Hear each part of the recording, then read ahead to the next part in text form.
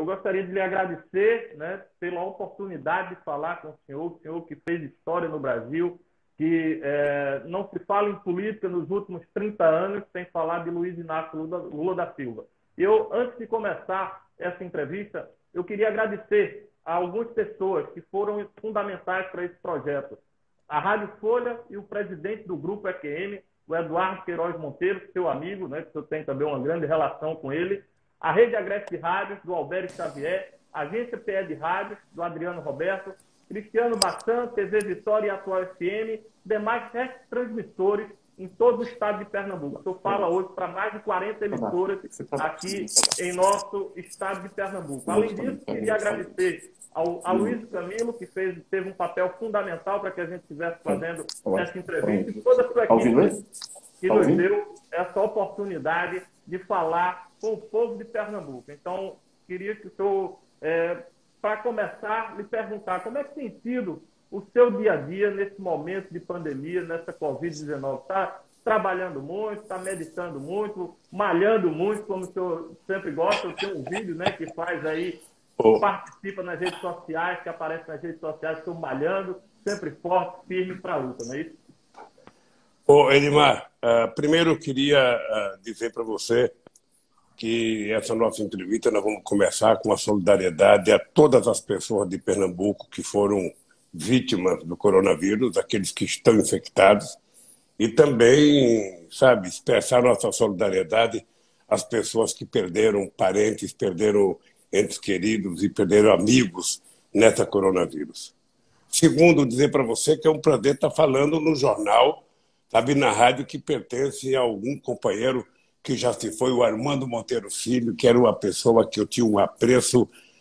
Eu diria que o Armando Monteiro Filho era um verdadeiro companheiro de muito, muito tempo. Depois eu tive boa relação com o Eduardo, boa relação com o Armando Monteiro, e é um prazer saber que os meios de comunicação que eles construíram em tempos difíceis, ou seja, está tomando corpo em Pernambuco, está tomando corpo, e vocês estão trabalhando, sabe, com o Instagram, com o YouTube, com tudo que é possível trabalhar, e esse pool de rádio que vocês fizeram. Eu quero agradecer a todas as pessoas e dizer para você, Edmar, que nessa nossa entrevista eu queria que você tivesse, sabe, toda a liberdade de fazer a pergunta que você quiser, como você quiser, não tem nada proibido entre nós.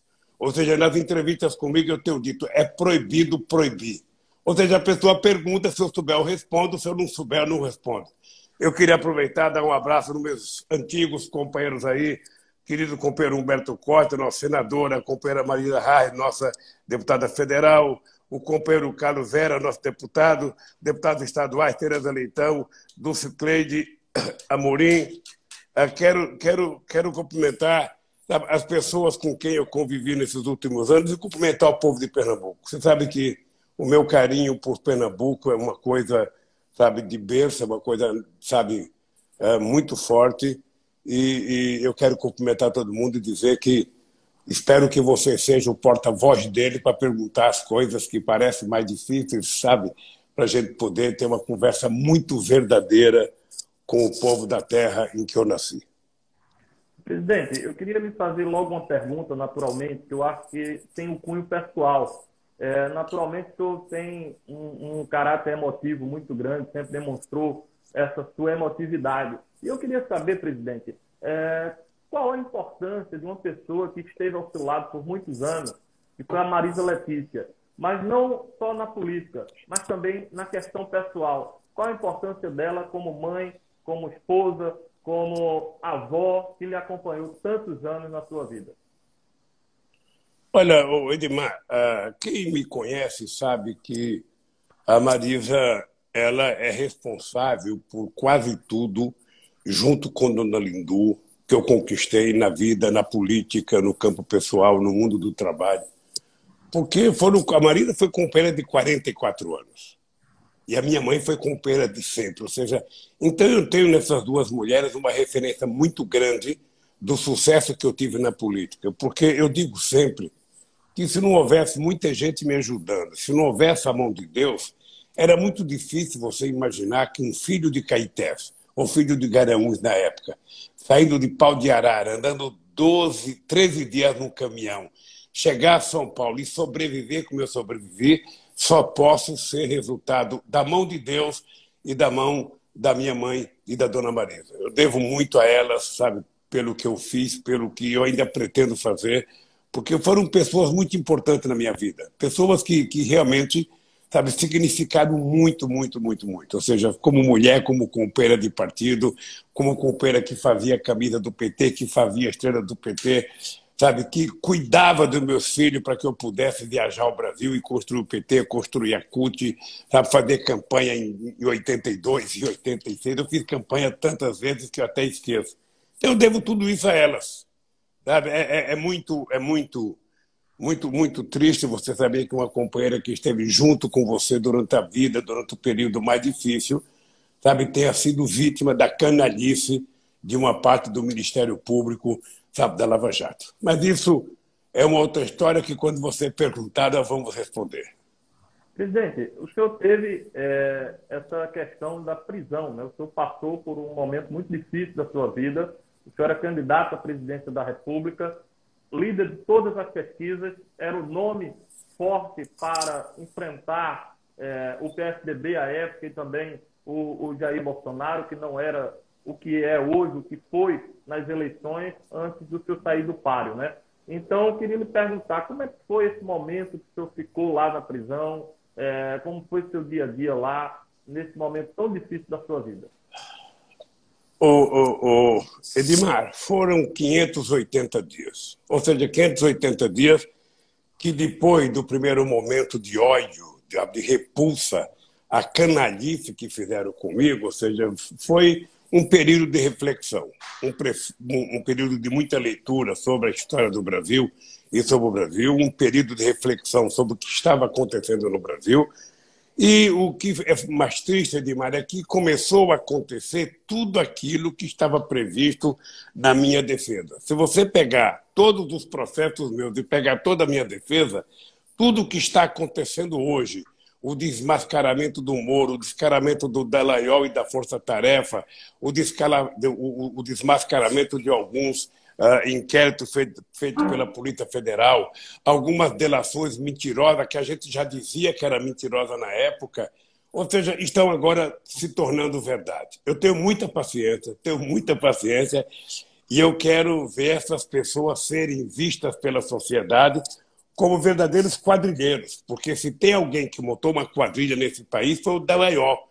Uma quadrilha para pegar dinheiro da Petrobras, uma quadrilha para destruir a empresa da engenharia civil brasileira, para destruir a indústria de óleo e gás desse país, para destruir 1.400.000 empregos, para destruir a indústria, sabe, naval desse país. Você sabe que a indústria naval brasileira saiu no meu governo de 3.000 trabalhadores e já estava com 86.000 trabalhadores. Portanto, eu penso que essa gente contribuiu para um pouco destruir. Eu fui refletindo sobre isso e tomei a decisão de não ficar com raiva. Tomei a decisão de que, se eu ficar com raiva, quem será o vencedor serão eles, porque me fizeram perder uma noite de sono.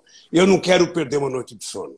Eu já provei a minha inocência e agora eu estou em cima deles porque eu quero que eles culpem, eu quero que eles provem a minha culpa. Eu tenho desafiado o Moro, tenho desafiado o Dallagnol, tenho desafiado os delegados que fizeram inquérito, tenho desafiado empresário político. Alguém pode me desmoralizar. É só alguém mostrar uma prova daquilo que eles falaram que eu estou desmoralizado. Portanto, eu estou desafiando eles. Mostrem uma prova. Não pode um juiz subordinado à imprensa, porque o Moro só funcionou porque todas as mentiras que ele contava eram transformadas em verdade pelos meios de comunicação e, sobretudo, pela Rede Globo de televisão. Essa semana mesmo, o Dallagnol andou em todo o meio de comunicação para tentar se precaver, para tentar conseguir, sabe, uma não punição no Conselho Nacional do Ministério Público, e eu que estou com um processo contra o Dallagnol no Conselho Nacional do Ministério Público, só para você saber, Edmar, já foi adiado 41 vezes o julgamento. Ontem foi adiado pela 42ª vez um pedido que eu peço para anular a decisão dele. Ou seja, já faz 41 vezes durante 4 anos que entra na pauta e sai da pauta, que entra na pauta e sai da pauta, que entra na pauta e sai da pauta. Então, é um comportamento de uma parte do Poder Judiciário que leva a sociedade a não ter nenhuma razão para acreditar. Então, eu, ao invés de ficar nervoso, eu resolvi voltar ao trabalho. Eu estou trabalhando muito, porque esse negócio de trabalhar, sabe, pelo Zoom, de trabalhar pela internet, cansa mais do que se a gente estivesse viajando ou estivesse em casa. Eu tenho feito muitas lives, tenho feito muitas reuniões, tenho feito muitas entrevistas e vou levando a vida. Desde que eu voltei da Alemanha, dia 12 de março, que eu estou em casa. Eu não tenho saído para lugar nenhum, não tenho visto a cor do asfalto da rua, porque eu já tenho 74 anos, embora eu fale que tenho 74, energia de 30 e tesão política de 20, sabe? Eu falo isso para assustar o coronavírus, para ele não vir me encher o saco. Mas, na verdade, eu tenho que me cuidar, porque não é brincadeira, não. As pessoas têm que saber que esse vírus mata. Então, quem puder se cuidar, se cuide, que é o máximo que a gente pode dar de conselho. Enquanto não tiver vacina, cada um de nós tem que cuidar, porque cada um de nós sabe quem está dependendo da gente, quem que a gente pode ajudar. Então, eu estou nessa vida, Edmar. Estou nessa vida. Eu prefiro fazer entrevista de rádio com o pessoal do interior para que as pessoas perguntem o que quiser, porque quando a gente faz muita live entre amigos, não dá muito resultado. Fica uma conversa chata e eu prefiro um tete-a-tete em que as pessoas perguntam o que quiser e eu respondo aquilo que eu sei. Aquilo que eu não sei, eu não respondo. Então, você não tem noção da alegria que eu estou de falar com você. Você não tem noção da alegria que eu estou de falar com o povo de Pernambuco, povo que eu amo de coração e que estou doido para acabar a pandemia para poder fazer uma viagem pelo estado de Pernambuco. Verdade. E aí eu quero lhe perguntar sobre uma pessoa que teve um papel determinante no processo eleitoral de 2018, mesmo sem disputar a eleição. E depois ele aceitou ser ministro da Justiça do Jair Bolsonaro, o que deu a margem para interpretações de que ele poderia ter agido com parcialidade. O que o senhor tem a falar sobre o Sérgio Moro? Olha, o Sérgio Moro, na verdade, ele não foi juiz no meu processo. Se você está lembrado, Edmar, quando eu fui prestar meu primeiro depoimento, eu disse para o Sérgio Moro, o senhor está condenado a me condenar porque a mentira já foi longe demais. E a desgraça, Edmar, de quem conta a primeira mentira é que passa o resto da vida mentindo para poder justificar a mentira. Foi montado uma grande mentira. Uma grande mentira que envolveu os grandes meios de comunicação nacional, uma grande mentira que envolveu uma parte da Força Tarefa de Curitiba, envolveu alguns delegados da Polícia Federal e envolveu o Sérgio Moro, que era o chefe de tudo. Ou seja, o Lula não pode concorrer às eleições de 2018. Então é preciso que a gente encontre um jeito de condená-lo. E eles encontraram um jeito de condená-lo com uma mentira. Se você procurar a sentença do Moro, você vai ver que ele me condenou por um crime indeterminado. Eu estou até agora querendo saber, no campo do direito, o que é um crime indeterminado. E o Dallagnol me acusou por um PowerPoint em que ele disse que eu era chefe de uma quadrilha. Eu já fui absolvido pela 13ª Vara da Polícia Federal em Brasília. O crime da chamada quadrilha acabou, mas ele conseguiu vender isso. A Globo comprou isso e vendeu todo santo dia durante muito tempo. Ou seja, e eu estou querendo efetivamente provar que ele é um mentiroso, porque ele montou uma quadrilha para pegar dinheiro da Petrobras e para desmontar, sabe, a indústria de engenharia, a indústria de óleo e gás e a indústria naval nesse país. E para pegar dinheiro, sabe, numa mancomunação, numa aliança entre Moro, entre Ministério Público e a Secretaria de Justiça dos Estados Unidos, com participação do Ministério Público americano e com a participação de gente do FBI. Isso já está provado, isso já está gravado, isso já foi denunciado, e eu agora estou na expectativa de que, sabe, alguém julgue o mérito do meu processo. Eu só quero que alguém diga, ele é culpado realmente, está aqui a prova, acabou, Lulinha, vai pagar uns. Ou que a pessoa falou, você está perdoado porque você foi inocente, punir os canalhas que me puniram e depois a gente vê o que fazer desse país. Presidente, você acredita que, já que o Sérgio Moro teve essa parcialidade no seu processo e que o senhor alega com sua defesa de que não tem culpa, que é inocente, desde o início tem essa narrativa, defende esse posicionamento. O senhor acredita que, no decorrer dos fatos, com o Sérgio Moro virando ministro de Bolsonaro, toda essa situação que envolveu o seu nome, o Lula que deixou de ser candidato à presidência da República e, naturalmente, o Bolsonaro ficou livre para ganhar aquela eleição. O senhor acredita que, com isso, é possível avançar com a anulação desse processo? Eu estou esperançoso, Edmar. Eu estou esperançoso porque não apenas dentro do Brasil, mas também no exterior. Você está lembrado que antes de 2018, a ONU disse que eu poderia ser candidato. A semana passada, a Suprema Corte, que votou aquelas coisas da minha defesa, disse, sabe, que eu poderia ter sido candidato em 2018. Ou seja, reconhecer que eu deveria ser candidato depois que não deixaram eu ser candidato é uma coisa meio absurda. Mas eu estou convencido, sabe, estou esperançoso de que a anulação do processo, porque eu duvido que o Moro tenha uma crime que eu cometi. E eu tenho dezenas de crimes cometidos pelo Moro de parcialidade. O Moro foi um juiz ideologicamente comprometido com a minha punição. Só para você ter ideia, no meu processo do triplex eu tive 83 testemunhas. 83 testemunhas, inclusive testemunha deles. Ninguém disse absolutamente nada. Mesmo assim, não tendo prova, ele me condenou. A gente dizia isso há 3 anos atrás, não é agora que eu estou te dizendo, não. Então, veja, eu tenho que brigar, porque no Brasil, você é muito jovem, Edmar, mas você só tem 32 anos, mas você já conhece política, sabe? É o seguinte, em política, quando um político é acusado de corrupção, o que eles fazem?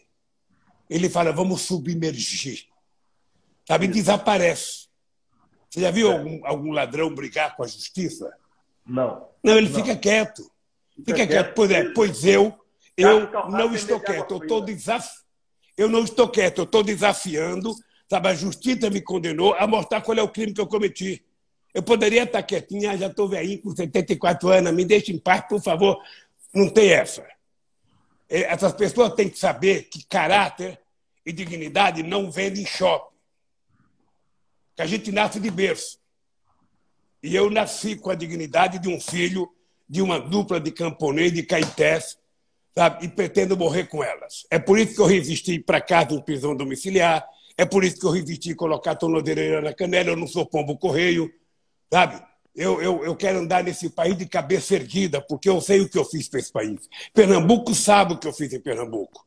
Pernambuco sabe os investimentos sociais que eu só pude fazer porque o povo me ajudou. Se o povo não acreditasse em mim, eu não teria feito. E eu até, Edmar, pediria para você, poderia pedir nas universidades federais de Pernambuco, se houve algum momento na história do Brasil,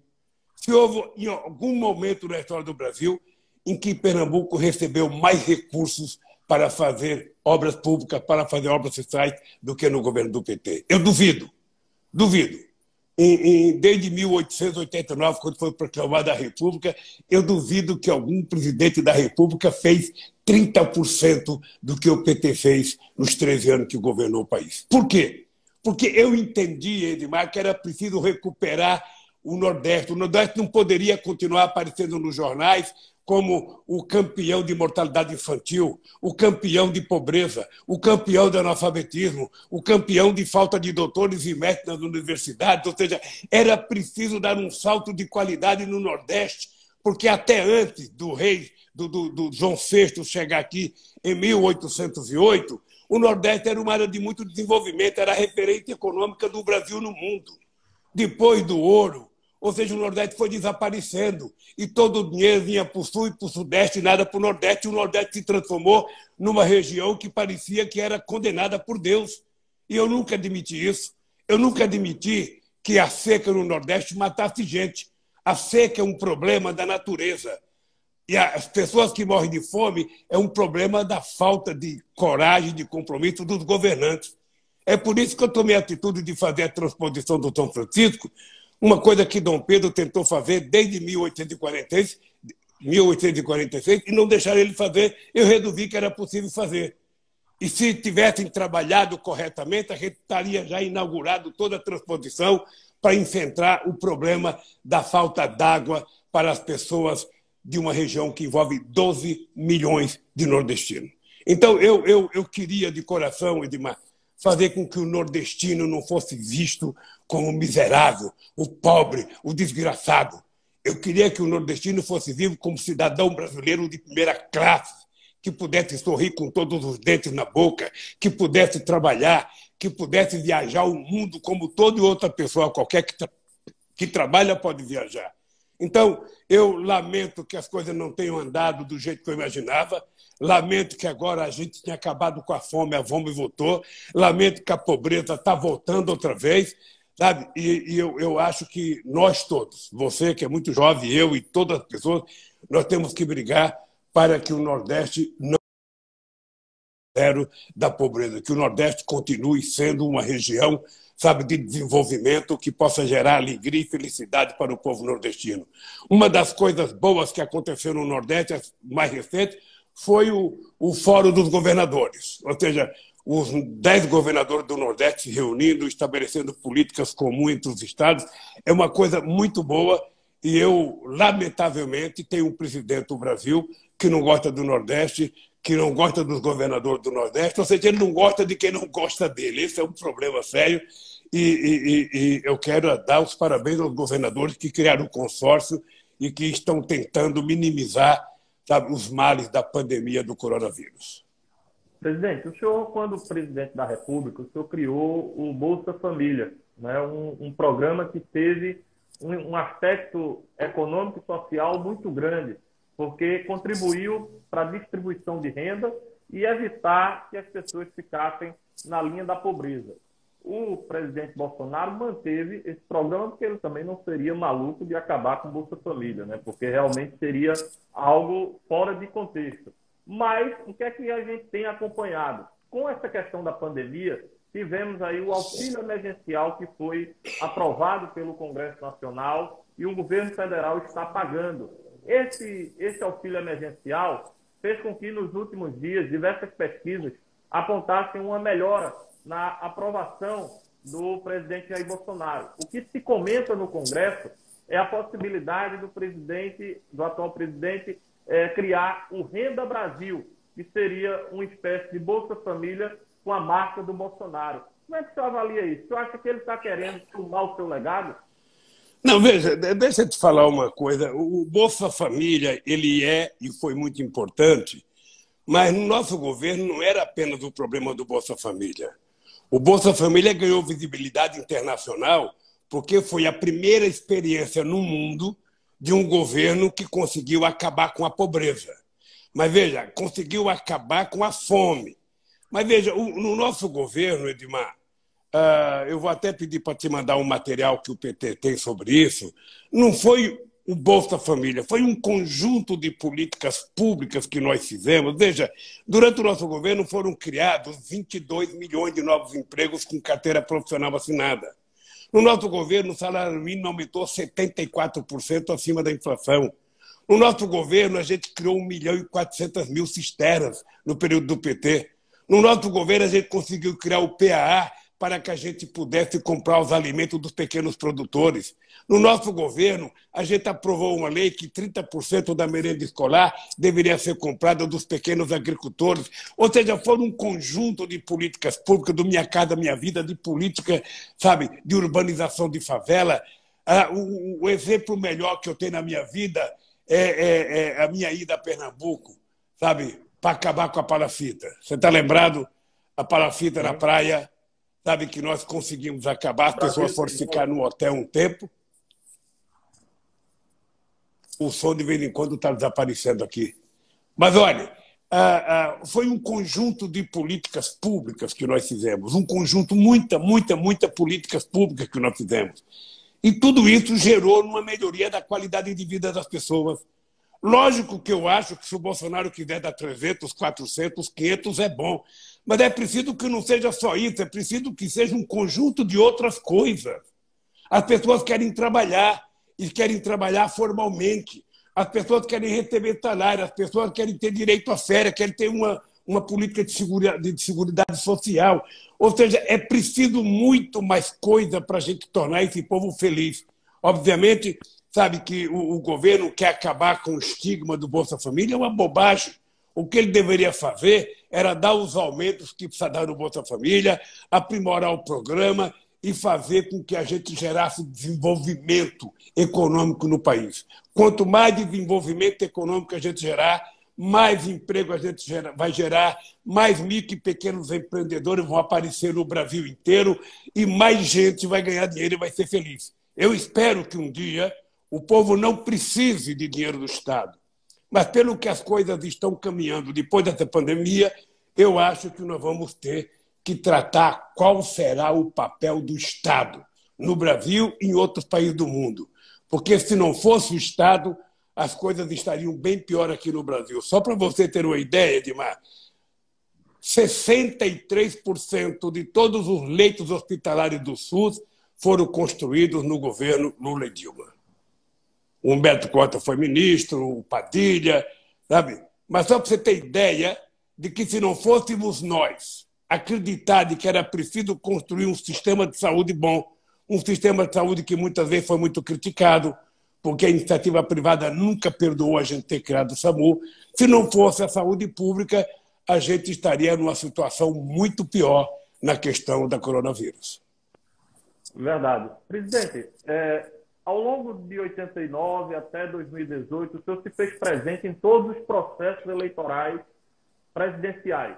O senhor disputou 89 com o Collor no segundo turno, disputou com Fernando Henrique as duas vezes, ganhou de Serra em 2002, depois em 2006 derrotou o Geraldo Alckmin. Quando foi 2010, o povo naturalmente votou em Dilma, elegeu Dilma, mas estavam votando na gratidão ao governo Lula, ao que representava o lulismo naquele momento, e Dilma deu continuidade, né? Foi a sua sucessora. Em 2014, Dilma também foi eleita pela força do lulismo. E em 2018, o Fernando Haddad, mesmo o senhor não podendo ser candidato pela decisão da Justiça, por toda essa situação, o senhor ainda conseguiu transferir voto para o Fernando Haddad de forma absurda. O Haddad teve uma grande votação. O senhor esteve presente, naturalmente, o Lula, em todas as eleições presidenciais de 89 a 2018. Não esteve fora, podia não ser candidato, mas estava presente nesse processo. Então, o lulismo, ele se tornou talvez mais forte do que o petismo, mais forte do que o esquerdismo, se tornou algo muito forte aqui no Brasil. E qual o futuro, presidente, do lulismo aqui no Brasil? Olha, eu sinceramente, eu tenho lido muitas coisas que o André Singe tem escrito sobre o lulismo e tenho ouvido muita matéria. Eu sinceramente, eu não acho que tenha lulismo forte. Veja, é importante que a gente veja a minha história. Eu surgi nos anos 80 no movimento sindical brasileiro, numa cidade muito industrializada, que tinha o que tinha de mais moderno no desenvolvimento da indústria brasileira. E foi desse movimento sindical que nós nascemos tentando conscientizar trabalhadores no Brasil inteiro. Eu dizia sempre, quando eu era candidato, que a coisa mais sagrada para um candidato é ele se identificar com o povo que ele vai representar. Eu não queria que o povo me visse como se eu fosse um cidadão presidente distante dele. Eu queria que ele se sentisse presidente da República, ou seja, quem estava lá era um deles. E eu consegui isso. Porque se não fosse o povo, Edmar, eu não teria feito o que fiz. Se não fosse saber que o povo estava do meu lado, a gente não teria feito tantas escolas técnicas no Nordeste, tantas universidades no Nordeste. A gente não teria feito muitas das coisas que nós fizemos, por exemplo, milhões de casas, do Minha Casa Minha Vida, dar chave para a mulher, para que ela fosse a dona da casa. Ou seja, eu só fiz tudo isso porque o povo garantiu que eu fizesse. Então, eu acho que, muito mais do que o lulismo, acho que nós temos uma parcela da sociedade com consciência política, que sabe o que eu fiz, que sabe o que o PT fez. Obviamente que sempre a política se encarna nas pessoas, né? Foi assim no mundo inteiro, foi assim com Getúlio, foi assim, sabe, com os outros presidentes. Vai ser assim comigo. E o Bolsonaro está tentando fazer isso, porque o Bolsonaro, nem ele acreditava que ele pudesse ser presidente. Se não fosse a indústria de fake news importada do Trump, se não fosse a quantidade de terrorismo com os milicianos dele, Você viu a quantidade de ataques que a caravana que eu fiz pelo sudeste do país sofreu, inclusive com um tiro no ônibus. Ou seja, o Bolsonaro ele conseguiu reunir, sabe, os paramilitares, os aposentados, os milicianos, os policiais, sabe, estaduais aposentados. Ele criou, na verdade, quase que um exército particular de milicianos, sabe, que ataca as pessoas, que ofende as pessoas, que faz denúncia, como fez essa moça de Brasília, sabe, que é contra o tratamento de saúde feito naquela menina de 10 anos no Espírito Santo. Aliás, eu queria parabenizar Pernambuco mais uma vez, queria parabenizar os médicos de Pernambuco, queria parabenizar o Hospital de Pernambuco, que teve a coragem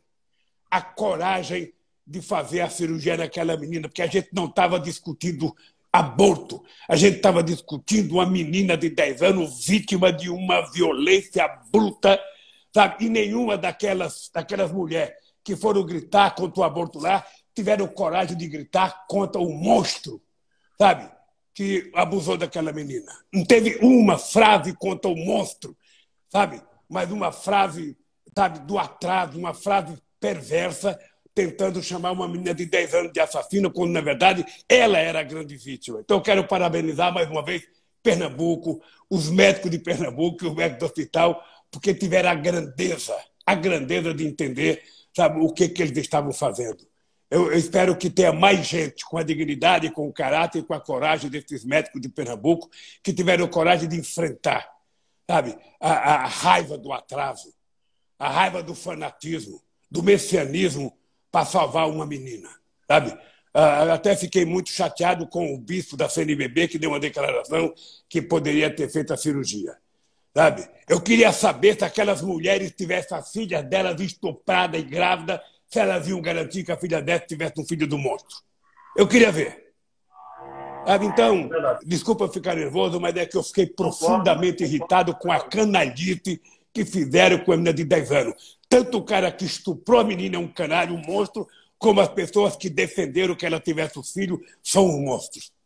Sabe? Não tem nenhuma fé em Deus, nenhuma crença em Deus. Então, eu queria te dizer, meu caro, que eu estou trabalhando muito para a gente ter um mundo melhor, para a gente ter um mundo mais humano, um mundo menos raivoso, um mundo mais solidário, porque sem solidariedade, sem humanismo, a gente não vai para lugar nenhum, viu, Edmar? É importante que a gente saiba como estender a mão para aquele que está mais frágil do que a gente. É preciso que a gente saiba como estender. Eu sou de um tempo, Edmar, em que chegava um mendigo na minha casa pedindo comida, minha mãe entrava para comer junto com os filhos dela. Hoje as pessoas chamam a polícia, sabe? E o policial já chega batendo, não pergunta nada, já vai batendo. Então, querido, eu estou nessa fase da minha vida, de tentar ser mais humanos. Não vou me transformar em algoritmo,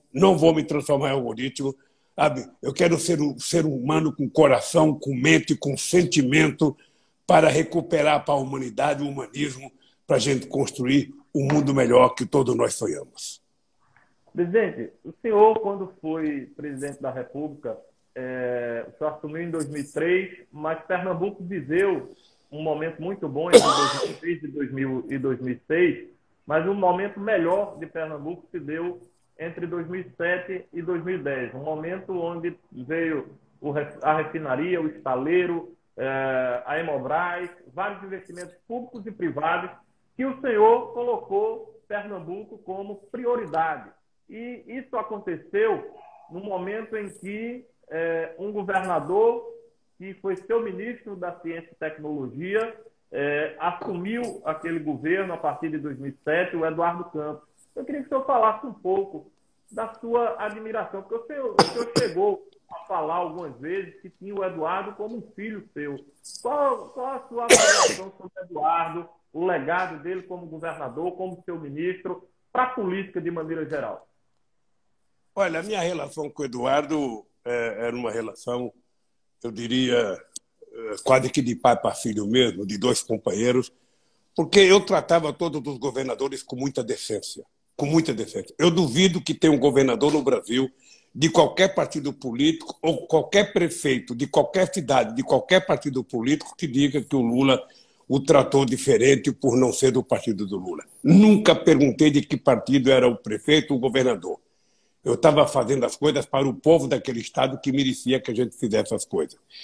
E a minha relação com o Eduardo é antiga, porque eu conheci o Eduardo como assessor do querido e saudoso doutor Miguel Arraes, que foi a primeira pessoa do PSB e o único brasileiro que voltou do exílio que eu fui receber, que eu fui a Pernambuco visitar ele, sabe? Pela estima, pelo carinho, sabe? Eu era moleque ainda, mas aqui em São Paulo a gente ficava vendo as notícias da volta do Arraes, da volta do Brizola, e aí eu fui tendo relação com o Eduardo Campos, fui tendo relação com ele, e criou uma grande relação até que ele foi o governador. Veja, é importante lembrar que aconteceu um fato inusitado em Pernambuco na eleição de 2006. O Humberto Costa era nosso candidato a governador, o Eduardo Campos também queria ser candidato a governador. O que eu acertei com os dois? Os dois seriam candidatos, nós subíamos no palanque junto, sabe? Falava o Humberto uma vez de primeiro, depois falava o Eduardo, depois revezava. Os militantes do PT e do PSB aplaudiam os outros. A gente dizia o seguinte: a gente vai estar junto no segundo turno. E aconteceu. O Eduardo foi para o segundo turno, o Humberto Costa foi ajudar ele. Foi um exemplo de eleição muito grande. E o que aconteceu de 2007 a 2010? Ou seja, o governo, um avião, quando ele vai preparar voo, ele não pega voo cruzeiro na pista. Ele levanta, é mais devagar, ele vai esquentando, daqui a pouco ele sobe, tem umas nuvens baixas, ele treme um pouco, depois ele pega voo cruzeiro e vai embora. O que acontece é que em 2007 o meu governo estava atingindo aquela fase de voo de cruzeiro, ou seja, tudo estava dando certo e nós tínhamos planejado tudo antes. Você está lembrado que em fevereiro de 2007 eu anunciei o PAC. O PAC era um conjunto de obras públicas feitas entre o governo federal, governos estaduais e prefeituras. Então as coisas funcionavam porque eu entendia que era preciso que os estados tivessem um pouco de dinheiro e entendia que os prefeitos tivessem um pouco de dinheiro para fazer obras. Porque senão o que eles faziam? Ficavam pedindo esmola ao governo federal. Então estabelecemos um programa. Se você está lembrado, Edmar, eu criei até em cada caixa econômica, sabe, na capital, eu criei um departamento dentro da Caixa Econômica para receber prefeitos, de ajudar prefeitos a fazer projetos para ele poder conseguir dinheiro no governo federal. E eu dizia para todos os prefeitos: não venham com o discurso que não tem dinheiro. Se vocês trouxerem projeto, vai ter o dinheiro.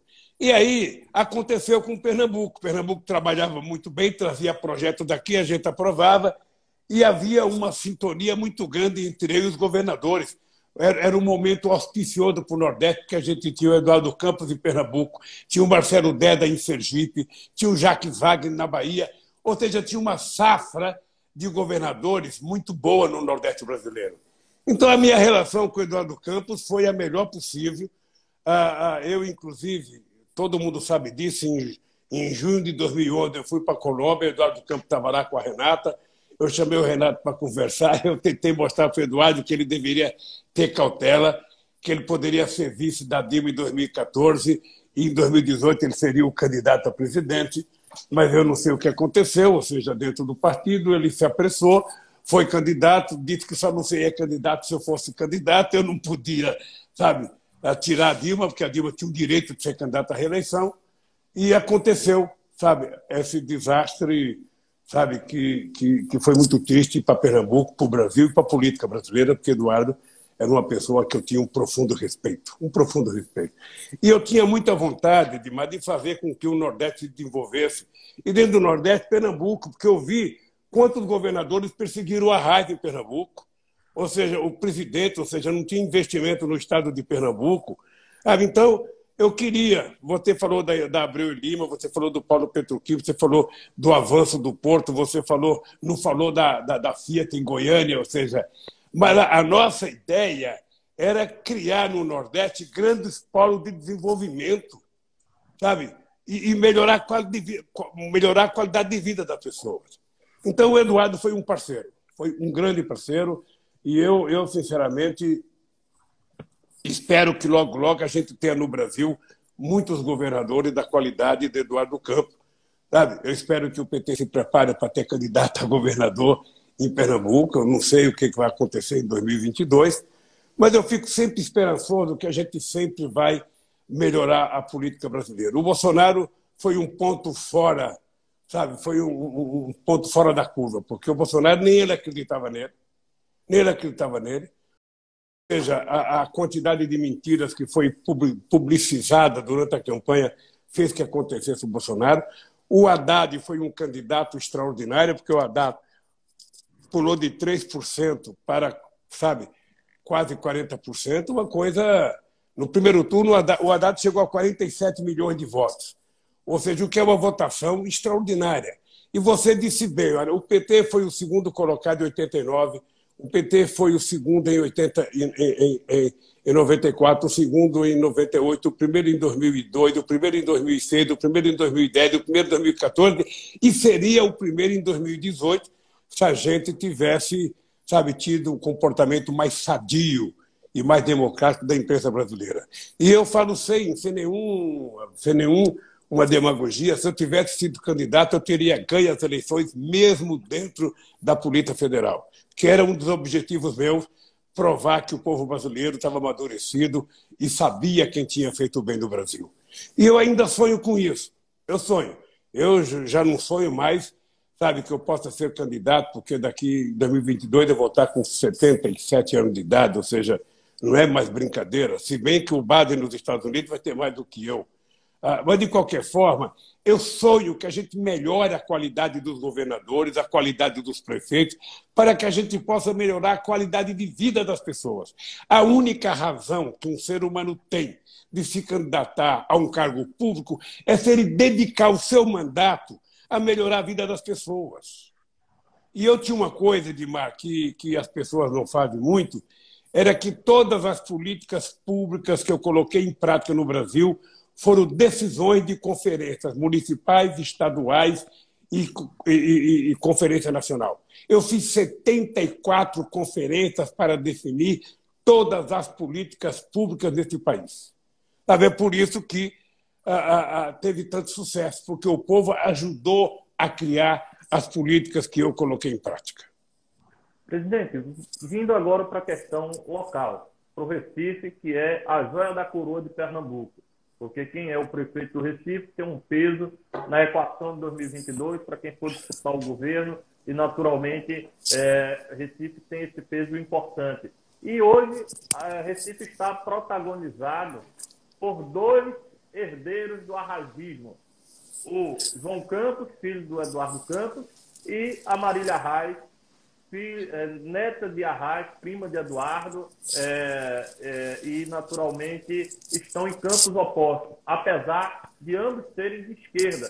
Uma do PT, Marília, egressa do PSB, e João pelo PSB como o herdeiro político do Eduardo Campos. Como é que está o coração de Lula nessa situação aqui no Recife? Olha, deixa eu te falar uma coisa. Eu tenho tido um comportamento com relação a Pernambuco. Você está lembrado que em 2018, nós, em 2014, quando a Dilma foi candidata a presidenta, o PSB de Pernambuco não quis apoiar a Dilma, apoiou o Aécio Neves no segundo turno. Foi uma coisa muito desagradável naquela relação. Mas você está lembrado que nós retiramos a candidatura em 2010 para poder apoiar o companheiro Paulo Câmara. Está chegando agora uma situação em que o PT precisa ter seu espaço político. Sabe, a Marília não é uma candidata mais fraca, a Marília é uma candidata com potencial extraordinário. Com 3 mandatos de vereadora, é uma mulher que é deputada federal, uma mulher que tem qualidade de defender a coisa feminina nesse mundo que está ficando cada vez mais evidente a necessidade da participação da mulher. E a Marília não pode ser tratada como se fosse uma coisa inferior.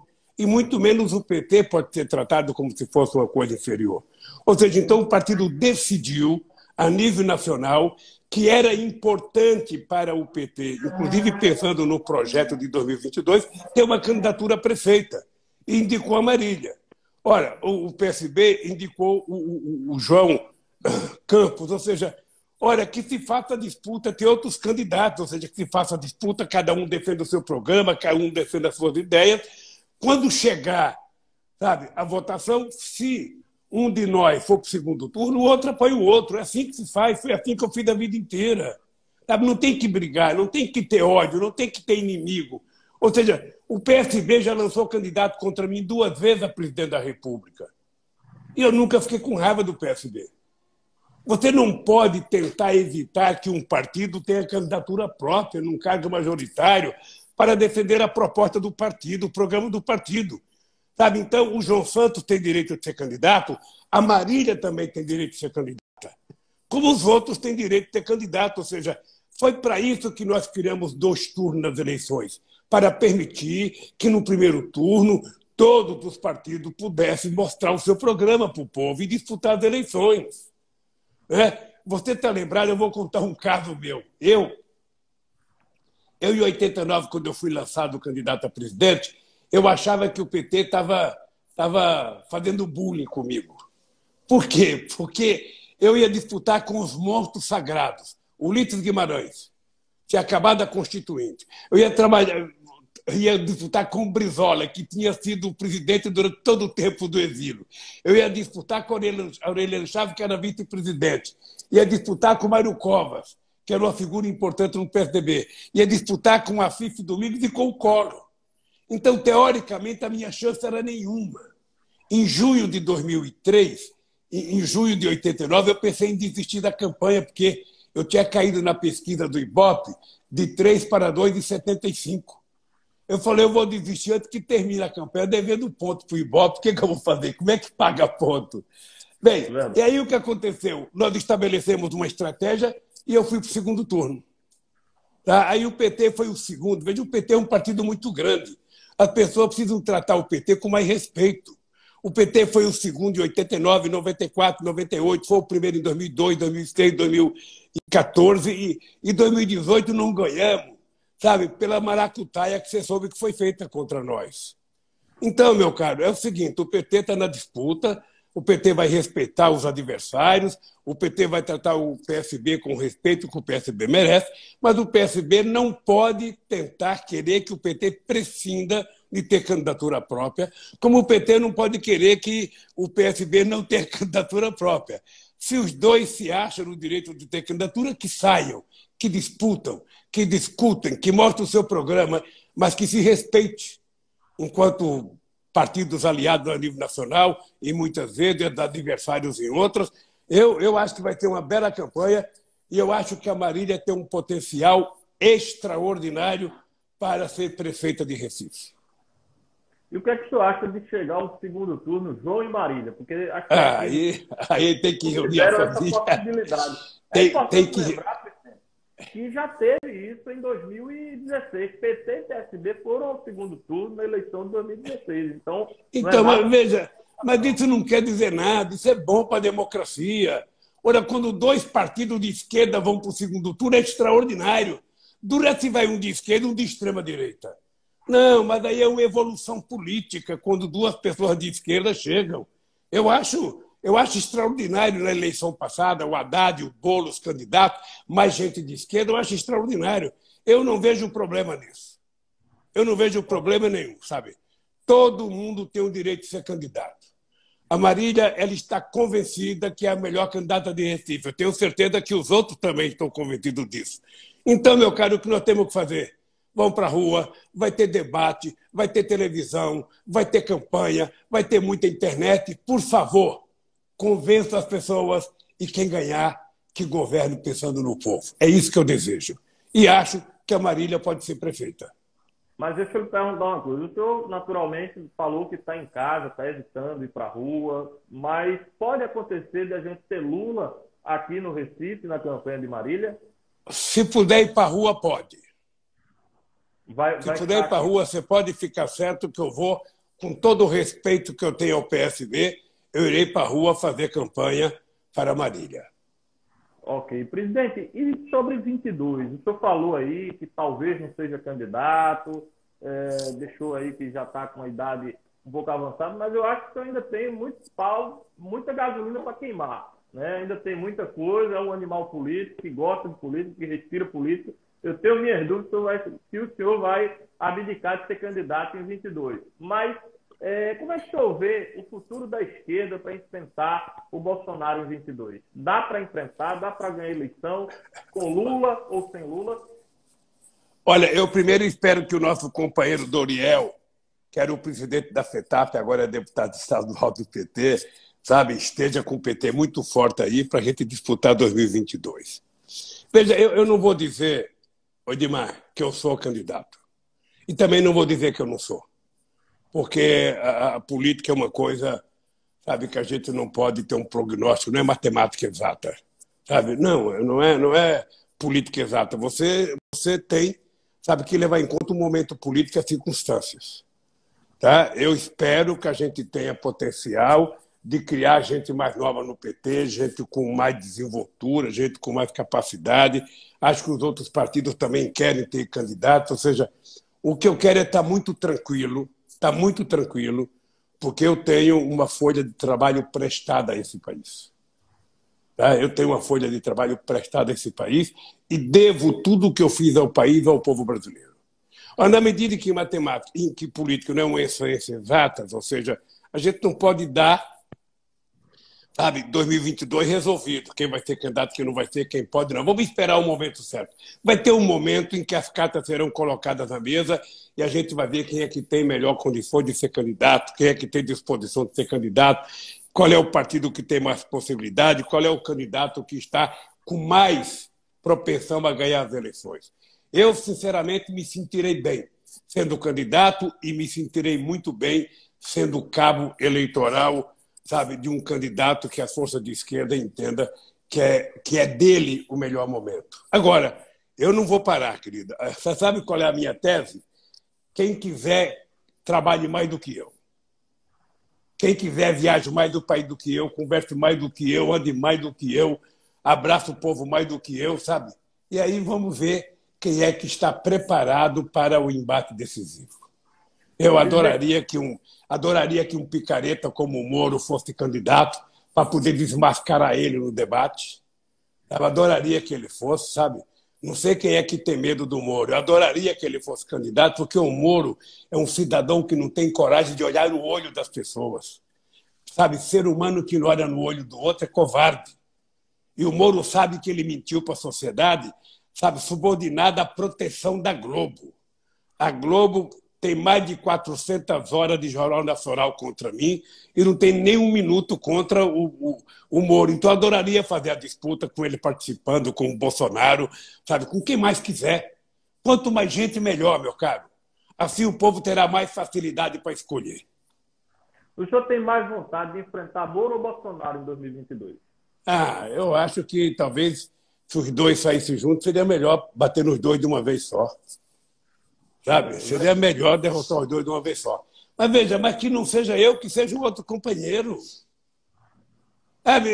Veja, eu perdi 2 eleições para o Fernando Henrique Cardoso, ele não foi em nenhum debate. Não sei se você se lembra, a campanha de 1998 não teve debate, a de 94 não teve debate. Só valia debate quando eu era candidato e estava na frente.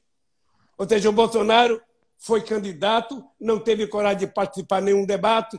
Quando os outros estavam debatendo, ele estava dando entrevista para o amigo dele no outro canal de televisão. Você acompanhou isso bem? Então, eu gostaria que essa gente se despisse, sabe, e fosse para um debate franco e aberto para o povo poder, sabe, escolher de uma vez por todas quem é que é melhor para governar o Brasil e para cuidar do povo. Porque a essência é que governar para os ricos, qualquer um pode governar. Fazer o que o Bolsonaro está fazendo, vendendo todo o patrimônio público brasileiro, vendendo as empresas estatais, sabe, batendo continência para o presidente americano, sabe, desrespeitando a soberania nacional do país, que é uma coisa que a gente não pode perder nunca. Aí, enquanto ele está fazendo isso, o povo está passando necessidade. Agora, com a ajuda, sabe, do coronavírus, o povo, sabe, está recebendo dinheiro com muito atraso, porque você sabe que ele não queria nem 500, nem 600, ele queria 200. Sabe? Então, meu caro, é o seguinte, é preciso esse país chegar à hora da verdade. O Guedes está destruindo esse país. Sabe? O Guedes está vendendo tudo. Ele não sabe governar, então vai vendendo patrimônio público, vende refinaria. Agora mesmo venderam uma termoelétrica que custou 3,5 bilhões aos cofres públicos por 500 milhões. Ou seja, essa gente não percebe que um país, para ser forte, esse país tem que ter uma indústria forte e esse país tem que ter competência de ser o indutor da economia. Ele não tem que ser um Estado empresarial. Ele tem que ser um empresário que induza o desenvolvimento em função das realidades regionais. A gente não pode ficar esperando apenas o Centro-Sul crescer. É preciso saber qual é a parte que vai para Pernambuco, a parte que vai para o Ceará, a parte que vai para Sergipe, a parte que vai para Paraíba, a parte que vai para Roraima, a parte que vai para Amapá. É o governo que tem que pensar o país, é o governo que tem que ter força para induzir o desenvolvimento. Sabe? Se o governo é fraco, só pensa em vender, vender, vender, vender, vender, vender, vender. Ou seja, quando acabar as coisas para vender, o dinheiro foi para pagar a dívida pública que o governo tem, o que, que vai sobrar? Nada. Então, meu caro, é o seguinte, esse país está precisando de alguém que goste do Brasil, mas que goste, sobretudo, do povo brasileiro. É isso que eu acho que o Brasil precisa. Então, é o seguinte, quem pensa que o Lula acabou, vai perceber que um pernambucano que não morreu de fome até os 5 anos de idade vai ter muito tempo pela frente, depois de 75, para brigar pelo seu povo, pelo seu país. Presidente, temos pouco tempo agora. Eu queria só que o senhor fizesse, primeiramente, lhe agradecer por essa oportunidade, que para mim foi uma honra poder entrevistá-lo. O senhor atendeu o convite, nos deu essa oportunidade de conversar com o senhor. O tempo passou que eu nem vi, já estamos prestes a completar 1 hora aqui de conversa, e aí o Instagram pode acabar a qualquer momento. Então, eu queria que o senhor fizesse as suas considerações finais e lhe agradecer mais uma vez por essa oportunidade. Olha, Edmar, primeiro eu quero agradecer a você, a direção toda da Rádio Folha, e agradecer ao pool de rádios e de canais que entraram com você nessa entrevista. Dizer para as pessoas que eu, nesse momento, eu tenho uma obsessão: recuperar, sabe, a cidadania do povo brasileiro. O que aconteceu comigo foi pouco diante do que está acontecendo com o povo brasileiro. Sabe, o povo brasileiro tem que ter emprego, tem que ter salário, tem que ter renda, tem que ter direito a acesso à educação, à cultura. Sabe? O povo tem o direito de ser feliz, andar de avião. Sabe? As pessoas pobres pegar um avião para não ficar andando só de ônibus. Ou seja, isso é desenvolvimento. Eu sonho com isso. Eu sonho que é possível a gente construir um novo Brasil. Eu sonho que é possível a gente fazer o Nordeste ser igual a qualquer outra região desenvolvida que possa ter nesse país. O nordestino não nasceu para ser pobre, não nasceu para ser miserável, ele nasceu para ser tratado com respeito, e com muito respeito. E nós provamos no meu governo que quando você dá uma oportunidade, não é o governo dar, é o Estado garantir uma oportunidade às pessoas mais humildes, elas vão embora e vencem na vida. Sabe? Então, eu quero dizer ao povo nordestino que o carinho que eu tenho é porque eu tenho no sangue, sabe, o que o Nordeste me deu, de garra de brigar, do sertanejo brigar, de passar necessidade, de saber enfrentar a necessidade, mas também não ter medo de cara feia.